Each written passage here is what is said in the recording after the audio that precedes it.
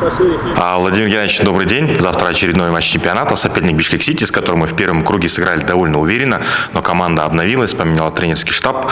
В каком настроении, с какой подготовкой мы подходим к этой игре?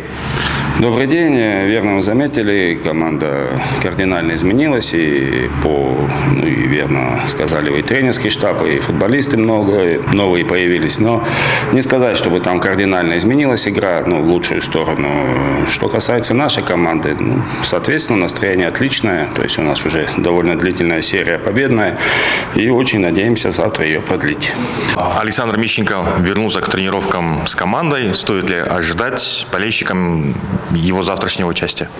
Давайте дождемся завтрашнего дня все-таки, чтобы лишнюю информацию соперникам нашим не давать.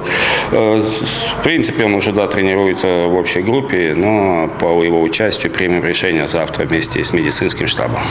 Спасибо большое, нам удачи. Нам удачи, спасибо.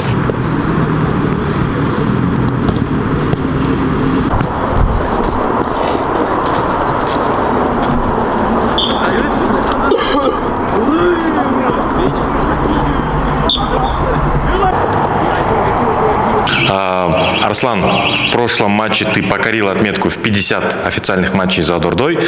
Цифра, в принципе, не такая большая, но, тем не менее, для игрока, который провел немало лет в Академии Дордоя, что это означает? Спасибо за поздравления. Хотел бы спасибо сказать руководству, тренерскому штабу за то, что верят, за то, что дают играть, показывать себя. Будем работать дальше. Завтра очередной матч чемпионата, очередной финал, можно так сказать. Что можно сказать о завтрашнем нашем сопернике, команде Бишкек-Сити?